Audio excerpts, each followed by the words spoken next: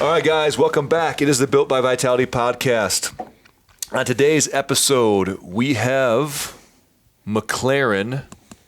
And McLaren, how would you pronounce McLaren's last name? Oglesby. Well done. Very well. That's good. And Philip has now pulled his weight in today's That's right. podcast. I can now stay on the podcast. And we're going to talk about the journey that McLaren's made. How long have you been here with us? About 3 years now. 3 years. Yep. Which is really crazy if you think about it, because I remember when McLaren first started, and when you own a gym, it's hard not to have people that you just get along with right from the start. And McLaren was one of those guys where you could joke around with them. He was, not super competitive, but it was fun to work out with him in a class. So he was somebody that we always kind of look forward to seeing. So when I can't believe it's been 3 years is the point of that story. But he's somebody that when we designed this process of bringing everybody into a boot camp style, what we call Evo Fit, and then transition them into CrossFit, McLaren went through that funnel exactly the way that I saw it in my head when we first started doing it. So I thought it'd be interesting to kind of pick his brain about what his reaction was, what his thoughts were on the Evo Fit, his first couple classes there, what that transition looked like on the CrossFit side, and see how he thinks that that process went. Because I wish everybody's process, maybe it wasn't as smooth for him personally, but for us on the staff side, it was very, very seamless, and it was very easy, and it was a textbook transition from what he was doing before Vitality into Evo Fit over to CrossFit. So why don't you start with Mac? What were you doing before Evo Fit, before Vitality? Sitting at a desk. Okay. All right. Pretty active? No, I was too inactive. So my wife and I had been on and off from running. Had half marathon in 2015 together. And then, you'll have 3 months you're running pretty regularly, and then you make it a little cold, take a little bit off, and then spring you come do it again. But in general, I was sitting at a desk, and I was in transition between work. So I was going from a corporate environment to moving to a small business, and so I had a kind of a life change moment. It was going to change how much time I was in a car a day, and it was going to change my ability to be able to get up and do something in the morning differently. And when I was looking at pictures of us and the kids and generally just kind of taking a look at my health, I was like, man, the sitting at a desk has not been good for you. It hasn't been kind.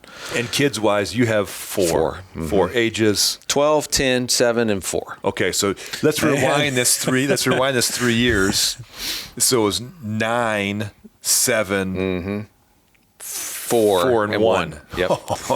Yeah. From someone like Philip doesn't exactly know what that feels like, but I know. I have an idea. I got It's a dog. loud. That's You it, right? got a dog. I got a dog. It's close.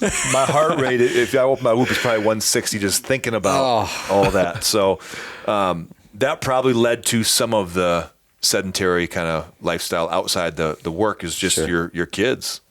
Yeah. And so they require a lot. We homeschool, so that puts a different kind of emphasis on just like our home life. Does your wife run the homeschool program? Absolutely. Okay. Absolutely. God bless her heart. More than that. Wow. Yeah. That's incredible. Yep. And so we had a lot going on at home, obviously changing work. And we had driven by, because we live in this area, we'd driven by, and I told her, I was like, I'd really want to go just check it out. So I came and saw Nate. He said, sure, this is what we do. And we got boot camp and something else. And Erica at the time had seen a doctor, and I still don't know. I've never seen them here, but they had recommended Evo Fit. They said it's a good boot camp style thing. I don't come, but it's a good boot camp style. Yeah, really. I don't go there, but I heard it's pretty good. Yeah, those guys know what they're doing. And so I came to try it out on a Wednesday. Steve was coaching. And within the about 3 minutes into the warm-up, I was doing reverse lunges, and I was like, oh, my God, I'm on my 5th lunge, and my legs don't work. Isn't it? Talk about winning the lottery. What are the odds? 3 years he's been here, and his first workout was with me. Man, you should start playing the Powerball. Not you, him. Yeah. And I won't forget it, because there was biking in that. and there was like a 10 calorie bike sprint. And it was like the second round. There was more than the bike sprint, but the bike's the only thing I remember because it was terrible. Sure. And so I'm on the thing, and here comes Steve. He passed me on the back. He goes, "Let's just do 6 from here on." Let's just do 6. See, and people think I'm not a nurturer. That was a very very nice 6 thing. still felt like 10, didn't it? Yeah. The old Steve would have been like, screw it, let's do 20. You know what I mean? Double. Yeah, this is great. And so I was hooked for that moment because the competition with yourself at that point, you're seeing that there's other athletes in the room, and there's a wide range of people's either commitment to how hard they're going to push themselves or just their physical ability. Some guys don't look like they're trying, they're acing it. Yeah. Other people look like they're giving it their all, and they might not finish first in the class, or not that it's a competition, but they're doing very well, right? You know that they've maximized their returns. I was like, so this is a place that is well designed, but then inside of the design, you can find your lane. And so it was kind of, for them, from then on, it was about 6 months of building up some kind of capacity to do the workouts and then kind of finding a lane. I have a hard time picturing McLaren. Like, McLaren, to me, has always been this fit, kind of really in shape guy. Did you have weight to lose when you came in here? Absolutely. How much weight did you lose? So I came in, I was about 220. That's crazy. And so I'm like 207 all the time now. Yeah. But it's totally different 207 than it was. I cannot picture. It's so funny. We talk about this all the time. When you're around somebody or you're around members for as long as we've been around people, it's very hard for us to picture them looking different than what they look now. Not Sure. that it matters if someone's heavier or not, but if someone's lost 40 pounds, it's hard for us to think back of what they used to look like because we're so used to seeing them in person in the gym. So that's interesting. So you start losing some weight. What's your wife think of this whole new McLaren? The new obsession with 6 a.m. You gotta be a little bit different to come into the 6 a.m. I said to 5 a.m. CrossFit, but 6 a.m. EvoFit's our first boot camp class. I mean, that's some different discipline that takes. Well, she was happy that I was out of the house that early in the morning because I'm a morning. So I was going to be up anyways, and so I'm a morning person. She and the kids like to move a little bit slower, so at least I'm not making noise in the house now. I'm out of the house. This gym's doing things like I can't remember what you call them at the time, but it starts in January, so you do kind of like a health nutrition challenge. challenge. Yeah, nutrition challenge. Yep. So I did that, did keto. I mean, all in, macro counting, checking the blood, doing the whole thing. But I was the only one in the family doing that. And mindset-wise, chewing on sticks of butter at night before you go to bed is a little bit different. And so the family took a little bit to getting used to that. But, I mean, immediate weight loss, energy gain, and then eventually we started working a little bit, changed up the macros to start getting some muscle back. So, like, we kind of settled down, found a base, and then kind of worked back up from there. But she was intrigued and interested in it. So then she starts coming to this complex doing yoga. Yep. So now we're both kind of coming to the complex. I'm still over here, and she's not in the gym yet. And then the pandemic happens. Yep. And I was really committed at that point that we've got to. She and I specifically, who knows what this virus is or whatever, but we've got to be healthy. I mean, the best line of defense is to just take care of yourself as a starting point. Yep. It was kind of the mentality that we took. And then, and so I was doing you were doing the YouTube Yep. or putting them on Wodify. And Joe from the 6 a.m. And I would literally FaceTime each other and from our garages at 6. So we said, we want to keep the same schedule and we're going to do the same workout and we're going to hold each other accountable. So at 6 a.m., we'd be there FaceTiming each other. And so I could see how hard he was working. He could see how hard I was working. And it was a great accountability during that thing. And I actually got in better shape. I think it was kind of, Joe's pretty fit guy. Yeah. So it was fun trying to keep up with him and stuff like that. And through that process, she became more interested in being a part of the gym. And then eventually now she does EvoFit and build a little community there. And so it's pretty cool. Now, how does it look now with, you were coming to the EvoFit at the same time before you switched over to CrossFit. She was coming in the evening, you were coming in the morning. Was that the split that you guys were? Yeah, we were trying, we tried to navigate it around school and then my work schedule. And it ended up being that in the afternoon was best for her and the kids. Best for them to get into and get through school in the morning. Mm-hmm. And then and so it has no problem. Me coming at 6, not a problem. But then trying to find their lane in terms of where they could do it that worked best because of also their extracurricular activities like dance and sports and stuff like that. So it ended up working out best for her in the afternoon, but we were able to find a niche and a way to kind of move it around for both her and myself. And I think it's a really good example for the kids too. Say that, no, mom's going to take a time out for mom in the afternoon, and she's going to take care of herself. Yeah. You know what I mean? And provide her the opportunity. It benefits. It's good for the family. What's good for mom's good for the family. For sure. And I think kids can also understand. I've been trying to get Reagan's my almost 14-year-old, and I'm trying to I barely graduated college with a psychology degree, so I've got just enough to get me into trouble all the time. Right. But I'm like, Reagan, you need to be able to read mom sometimes a little bit better. I can sense if mom hasn't worked out in a day or two, you just got to give her a little space. Yeah. Give her a little wider berth and just give her some space. You need to be able to sense that you're better than that.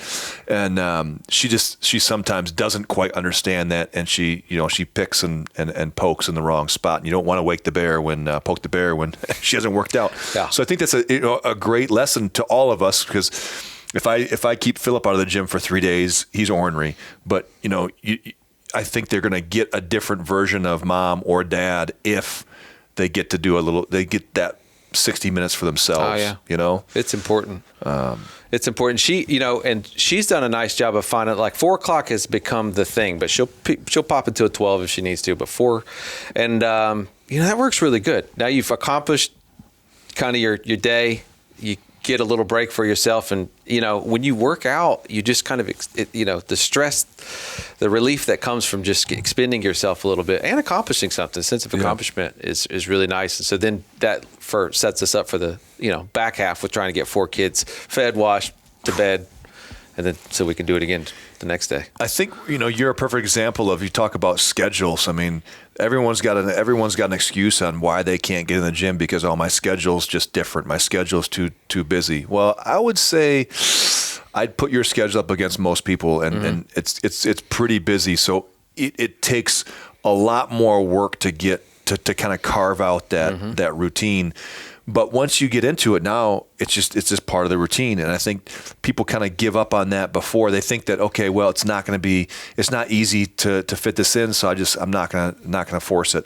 But I think you have to force it for those first couple weeks to make it stick, or else as soon as something comes up, because I'm sure your wife can think of 17 different excuses on why every day she can't come to the gym. Sure. And once you give into that, it gets a little bit easier the next time, and a little bit easier the next time. And I'm sure it was a pain a lot of times to I got to stop what I'm doing. I got to drive over to the gym. I don't want to work out. But once she leaves, I bet you that whole feeling in her head is different than when she was on her way over there. And I think that's what people underestimate. I think so. And there's the battle with yourself, and then there's kind of the responsibility you feel to others. And I think both of those things weigh heavily into whether or not you kind of make a decision for yourself or for your family, however it works, and whoever you make the decision for. And what I mean by that is, the hardest thing to go running is to lace up your shoes. After that, you're kind of committed, right? It's the same thing. If you're going to come to the gym, get in the car. Once you get in the car, you're on your way. Yeah. You might as well do it at this point, right? Yeah. So then you've kind of held yourself accountable. But when you come regularly, you build a community here. And I think that's really important, because then you find faces or people, ideas, similarities, and that compel you to not let them down. So if they're going to be there at this 6 a.m., I kind of feel like I should be there at the 6 a.m. It's kind of a communal thing, right? It's unspoken. Nobody's kind of pressure. It's not a pressure or anything like that. Yeah. That's why 6 a.m. became a bit of a tribe of sorts, right? We all know each other. We miss each other when we're not there. We celebrate when we do great. And then we challenge each other when we could do more. That community is kind of real. And so I told her, this is what I'm getting out of the 6 a.m. I want you to, and I hope that you find that. And she has. She's beginning to meet more and more people and have familiar faces, and with partner workouts and things like that finding the kind of success she's been looking for that I had discovered by coming to EOFit. It's pretty cool it's a pretty cool thing, but that the community exists kind of like across the spectrum of classes. Like I've only been to 12 o'clock my whole time here. It just seems so late in the day to work out. Yeah. Right. So prefer a 6 a.m. And so to your point, you got to get that routine, but I think it's yourself and I think it's your community that plays the impact in that.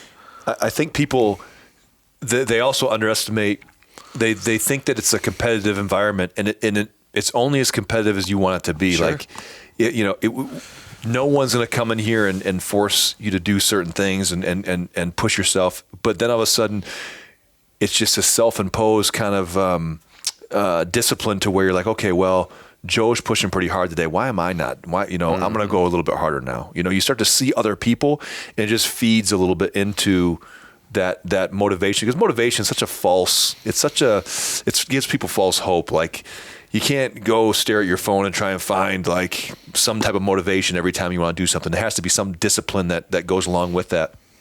And the discipline sometimes can just be as simple as, man, someone else is showing that discipline and I want what he's got. So I'm gonna do that as well. And I think that's the community aspect of this where, it's like yesterday. Philip didn't want to. Oh no!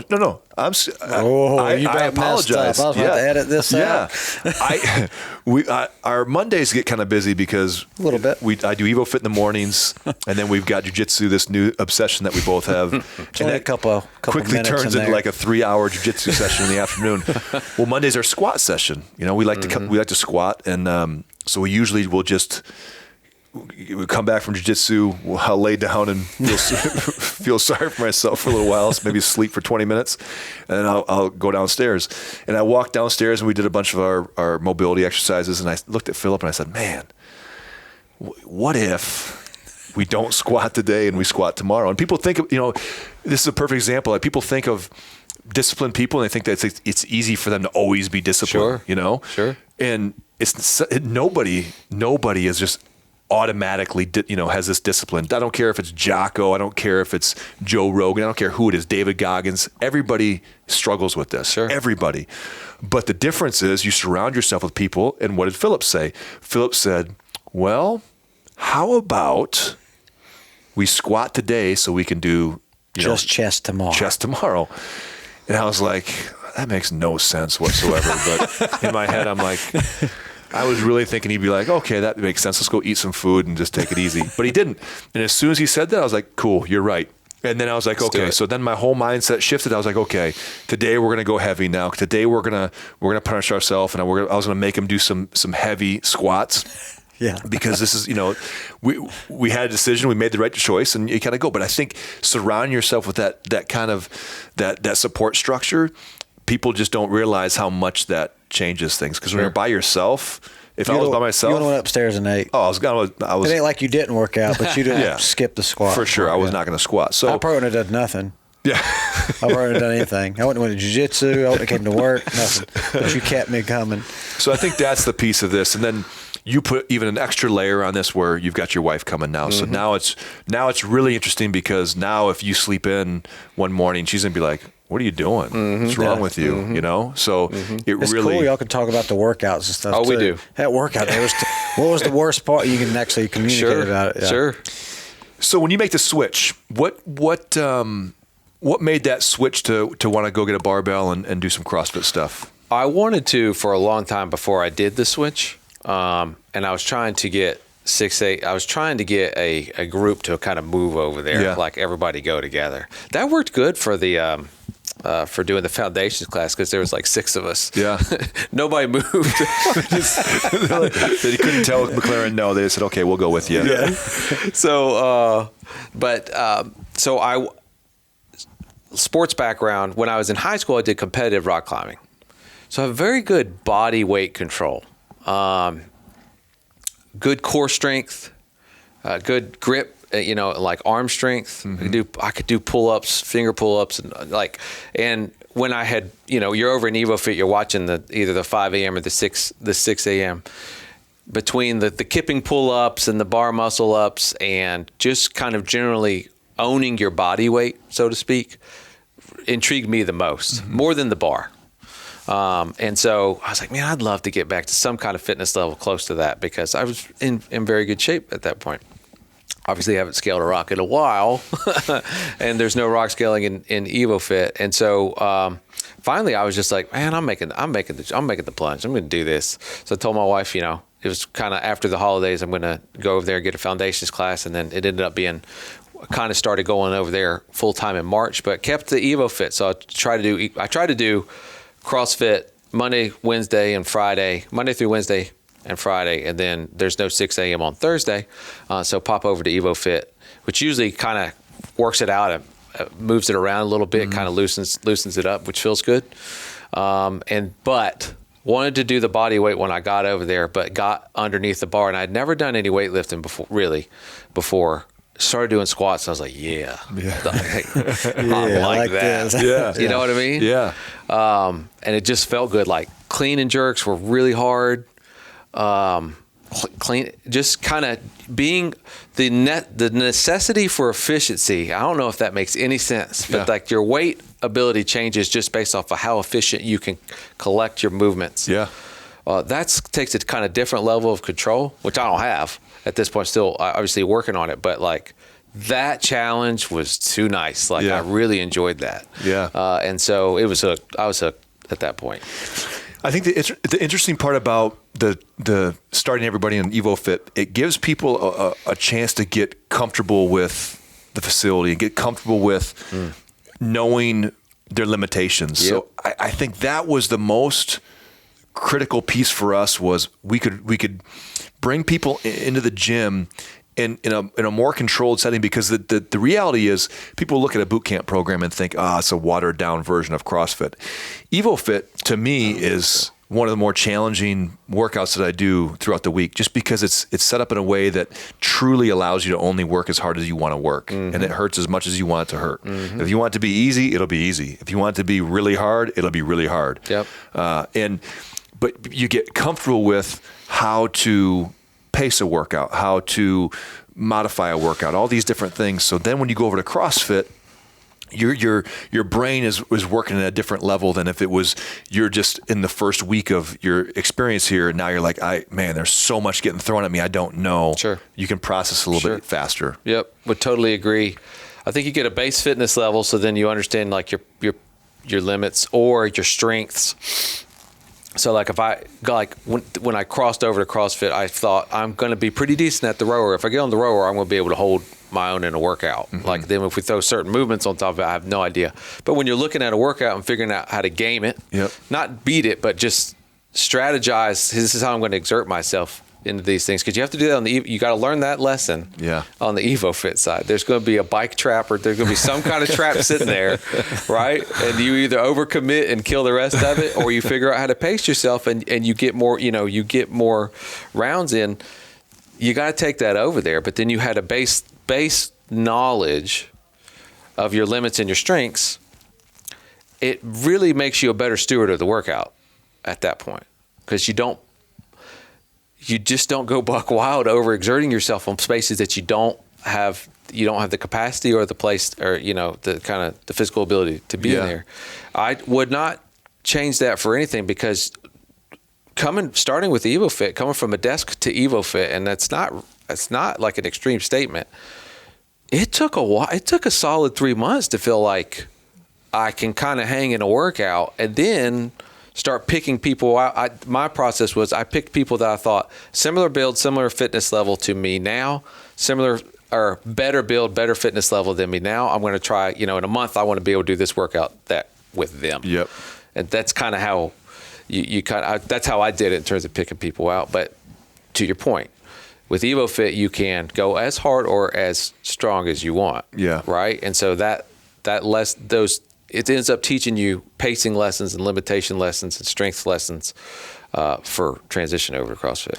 And I love the fact that we very rarely will keep score or compete individually on the EvoFit side. Correct. And that gets people out of the trap of moving inefficiently to try and finish faster than somebody else. Now they know that, hey, if I finish ahead of McLaren, no one else is going to know it, because it's not on a leaderboard. It's not we're not broadcasting this. So let me just stay in my lane. And then you'll start to, like you said, once you got those 3-4 months, the soreness was starting to get a little bit better. You start to understand things. Now you can start picking people off and say, man, I think I can keep up with Philip during this workout. I'm going to see what happens. Yes. And if you take that mindset and you start over on CrossFit, you see that very, apparent in people where they're trying to compete from day one, and they don't even understand how to pace a row or a ski or a bike. And it's like, man, you're setting yourself up for failure right from the start. So to see this, I wish I would have, I say it all the time, I wish I would have had this design set up 12 years ago when we opened, but I'm glad we have it now, and now we get to see.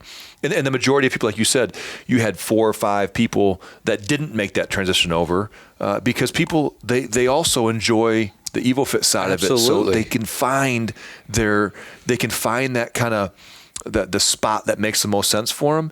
And you're a tweener all day long. You could easily do the CrossFit, but you can go back over and enjoy EvoFit. Yep. And I think you get a lot of people like that, but even more, a larger demographic of people will just be comfortable in that EvoFit scenario. And for most people, that general level of fitness, and we learned through the pandemic, man, those people that have that level of fitness that commit to their health, that's the layer of security we need to kind of approach everything with. So that all or nothing attitude sometimes can be our worst nightmare, in the fact that, man, I don't want to do EvoFit, I want to do CrossFit because it looks harder. Well, the reality is most people just need to move around. They need to get some activity. Sure.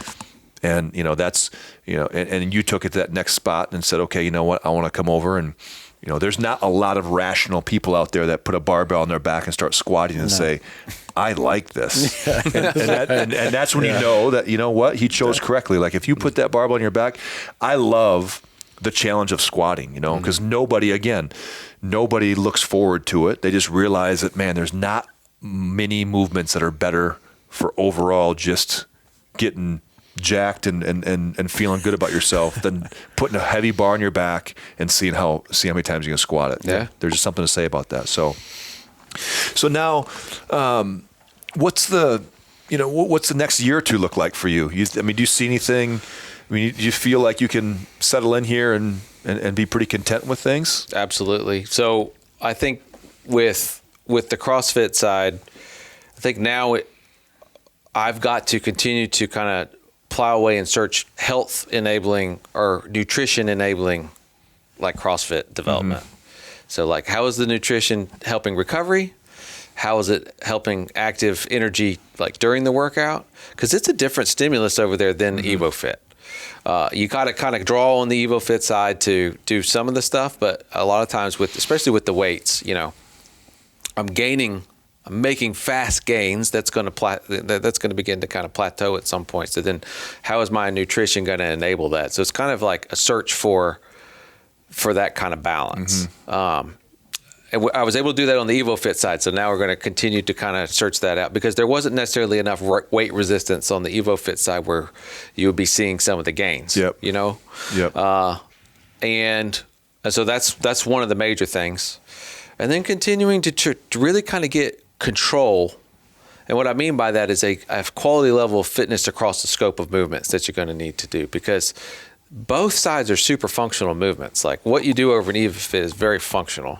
What you do over CrossFit is a little bit more explosive because of the resistance that you have, but it's still very functional. Squatting is a really functional movement. So controlling your body. Well, now, the interesting thing, you talk about recovery. I think as you do this longer, you'll start to realize that nutrition, you can really tweak some things with your nutrition, whether it's pre-workout, post-workout. But in addition, there's going to be certain things that you have to do on the CrossFit side, recovery-wise, mobility-wise, that you didn't normally have to do on the EvoFit side, which is another reason why I think the majority of people probably could sustain EvoFit longer, because there's not as much requirement on the individual to do kind of personal mobility care. Obviously, we can all benefit from it, but we try to keep a barbell out of their hands. We don't load their spine with a barbell, so they can get away with some things that CrossFitters just can't. And I think that's what you're going to start to add in here. You layer that in is, okay, these are the mobility exercise I have to add in because my front rack needs to get a little bit better, or my low back is tight because my hips are a little bit tight, or my knees are bothering me because my hamstrings or my calves are a little bit tight. And you'll start to kind of pinpoint these things, and the longer you do it, the more you'll be able to find what those exercises are to benefit you the most and add those back in. Sure, absolutely. Yep.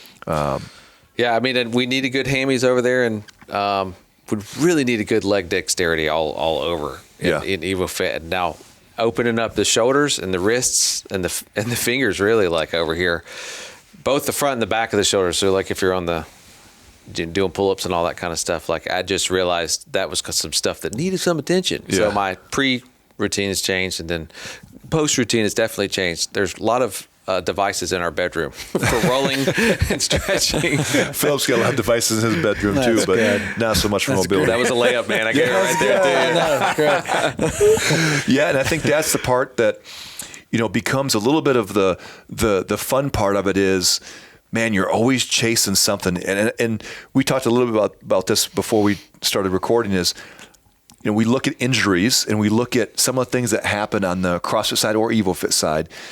And we always come back to it, and it's kind of a chicken or the egg concept. If I didn't have the fitness level that I do, then I wouldn't be doing some of the activities that I would do outside the gym.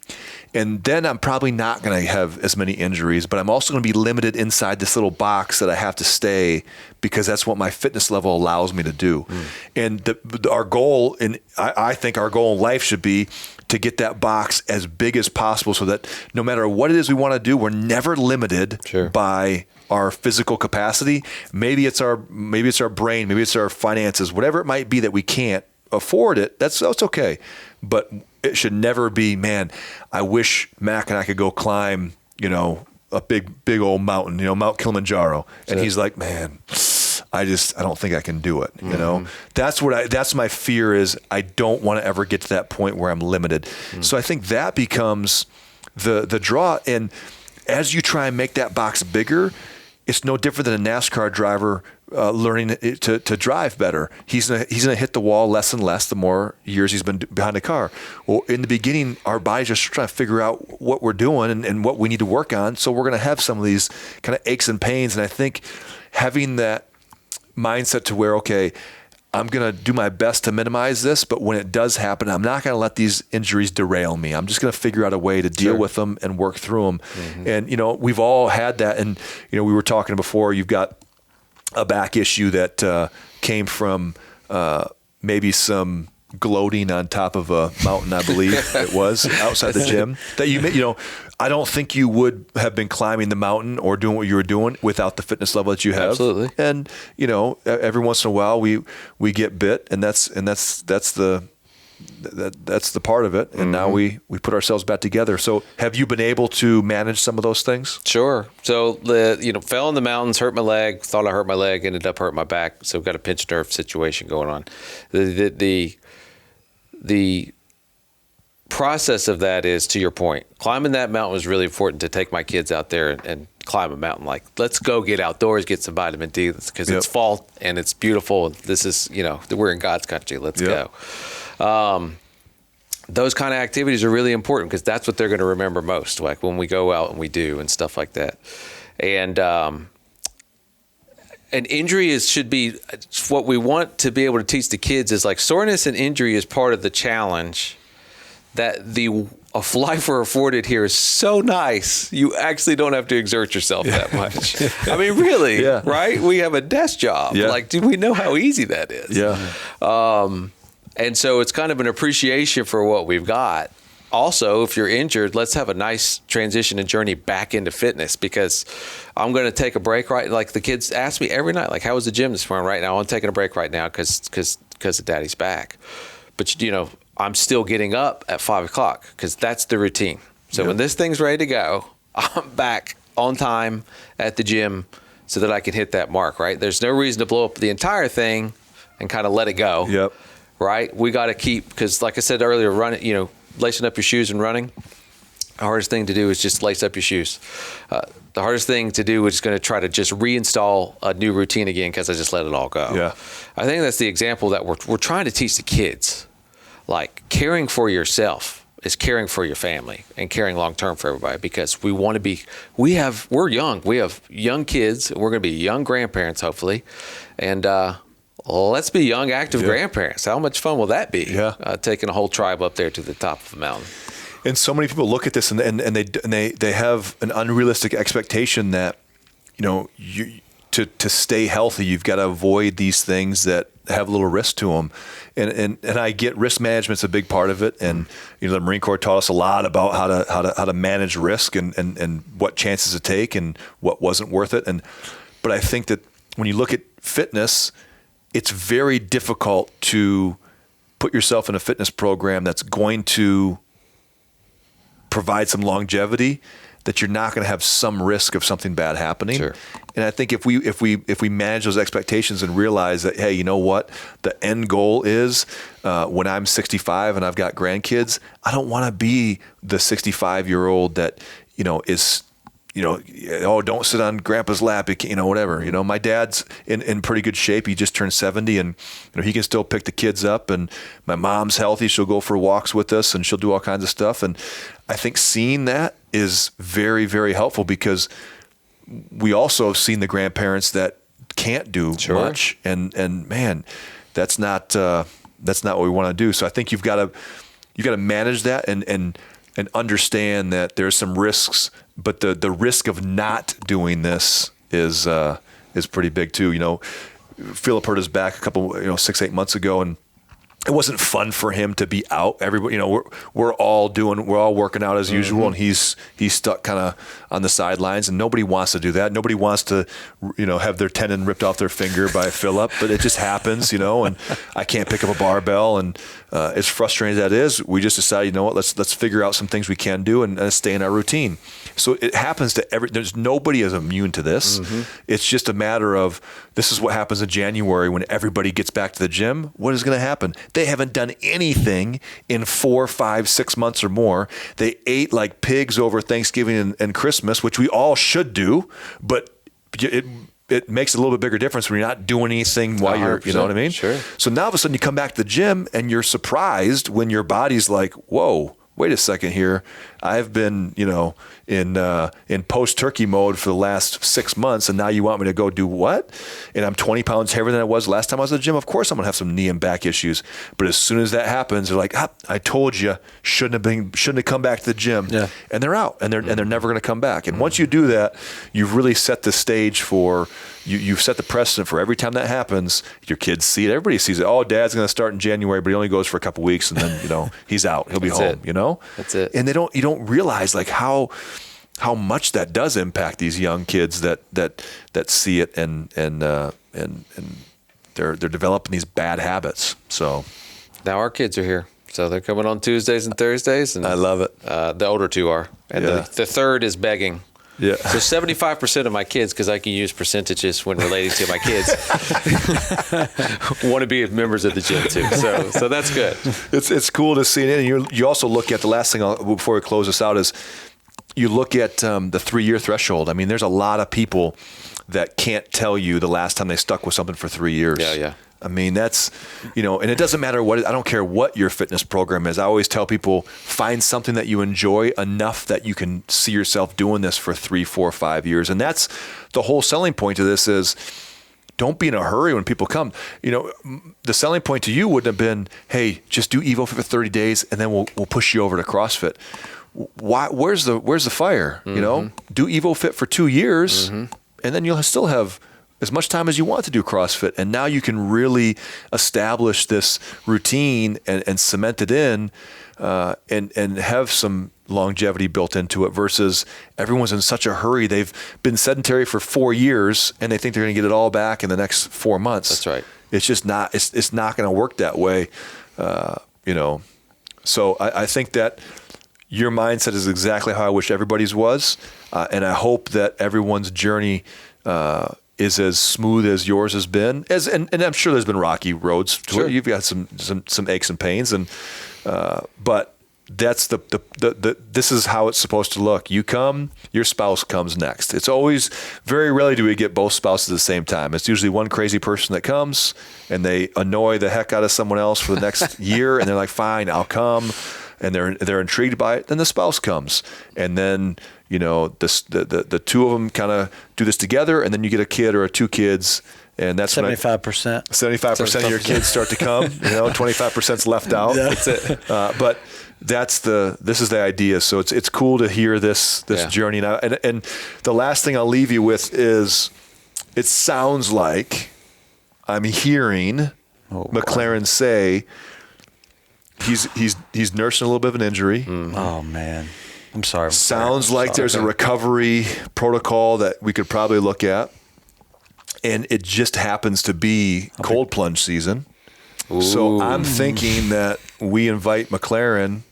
The first Thursday is probably going to be the Thursday after the Christmas party, so mid-December. And then we go every other Thursday. We meet at my house and we do a cold plunge protocol. Mm. And I think... Sounds great, right? Sounds amazing. I think Max should probably join us to just make sure his back is, healing up the way it should be. Yeah. What do you think about that? I think we'll have to test it out. Okay, see how it goes. That's what I'm talking about. Okay, so we'll mark Mac down as a hard guest, yes, right? special guest, and we'll see how that fixes the back. And if it fixes it, he'll be a shoo-in every other Thursday. That's it. One more thing to add to his routine. Oh my gosh, great recovery plan. Yeah. Well, man, I appreciate you. Thank you for coming on. Absolutely appreciate it, guys. All right, guys, this is the Built by Vitality podcast. We'll catch you next time.